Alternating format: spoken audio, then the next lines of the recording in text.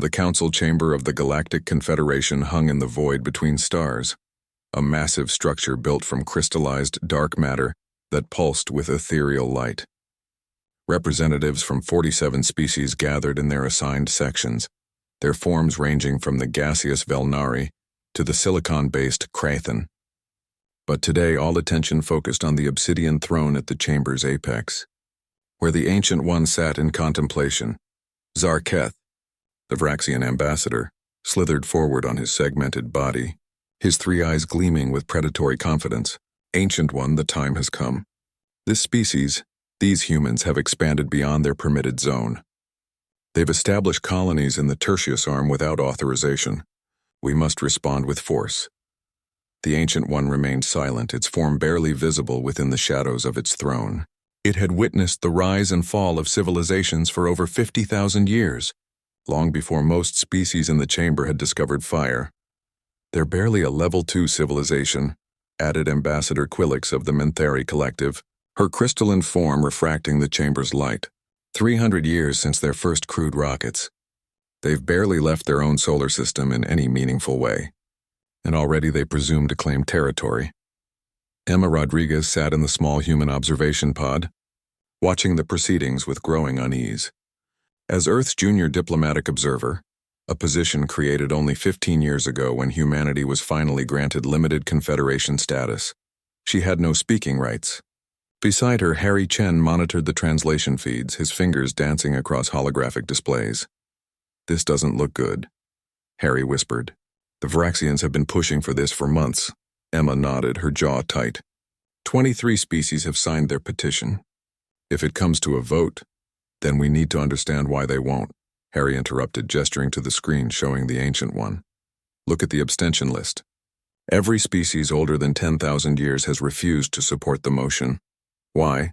The debate continued for another hour, with species after species voicing their concerns about human expansion, human unpredictability, human audacity. Finally, Zarketh raised his voice above the others. "Ancient One, we respect your wisdom, but your silence cannot continue. We demand a response. Will the Confederation sanction humanity or not?" The chamber fell silent. Slowly, the Ancient One rose from its throne. As it stepped into the light, its true form became visible, a being of pure energy contained within a vaguely humanoid shell, ancient beyond measure. When it spoke, its voice resonated in every language simultaneously, bypassing translation entirely. "You wish to provoke Earth?" the Ancient One said, each word carrying the weight of eons.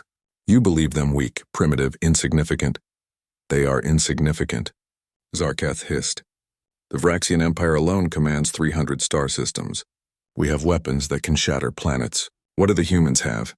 Chemical rockets and nuclear fission?" The Ancient One's form brightened, and suddenly the chamber's central holodisplay activated.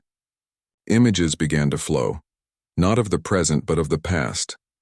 51,000 years ago I encountered another species, the Critherians. They had technology your species cannot imagine, Zarketh.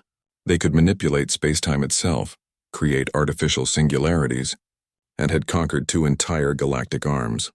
The hologram showed magnificent cities spanning entire worlds, ships that made the Confederation's finest vessels look like children's toys. They found a primitive world, a species barely into its agricultural age. The Critherians studied them, found them interesting but ultimately harmless. They established a research outpost on the species' moon. They took specimens for study. They imposed restrictions on the species' development. Emma leaned forward, her heart pounding. The hologram now showed a blue-green world that looked hauntingly familiar. That species called themselves by many names in their various languages, but eventually they settled on one: human. The chamber erupted in confused chatter. Harry grabbed Emma's arm, his eyes wide with shock. "Wait, that's impossible," Quilix protested. "Humans have no records of because they destroyed them," the Ancient One continued. "Within 200 years of the Critherians' arrival, the humans went from bronze tools to space-capable vessels. Not because the Critherians shared technology, they didn't. The humans simply adapted. They studied. They learned. And most importantly, they refused to accept their limitations. The hologram shifted, showing warfare unlike anything the Council had seen. Humans using captured Critherian technology. reverse engineering it, improving upon it. The images showed the systematic dismantling of an empire that had stood for millennia. The Critherians never understood their mistake, the Ancient One said quietly. They thought humanity's fractured nature. Their tendency to fight among themselves made them weak. Instead, it made them versatile, competitive, innovative. When the Critherians threatened them all, the humans did something no other species had done. They unified in purpose while maintaining their diversity of thought. The hologram showed the final battle, the last Critherian, world ship burning in the void while human vessels, cobbled together from 100 different designs, swarmed around it. Where are the Critherians now? Sarkith asked, his voice suddenly uncertain. Extinct, the Ancient One replied. I tried to warn them too. They chose not to listen. The Ancient One turned its gaze across the entire assembly. Humanity forgot that ancient war. Their own choice, they buried the evidence, destroyed their weapons of ultimate destruction, and started again. They wanted to earn their place in the cosmos through discovery, not conquest. But make no mistake, the capacity that destroyed the Critherians still sleeps within them.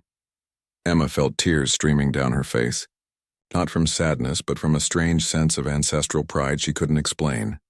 So I say to this council, the Ancient One declared, its voice shaking the chamber, do not provoke Earth. Do not mistake their restraint for weakness. Do not assume their youth makes them powerless. Give them the respect they have earned by choosing peace when they could have chosen dominance. The vote, when it came, was unanimous. The Vraxian petition was not just denied, it was stricken from the record. As Emma and Harry left the observation pod, Harry finally spoke. Do you think it's true? All of it.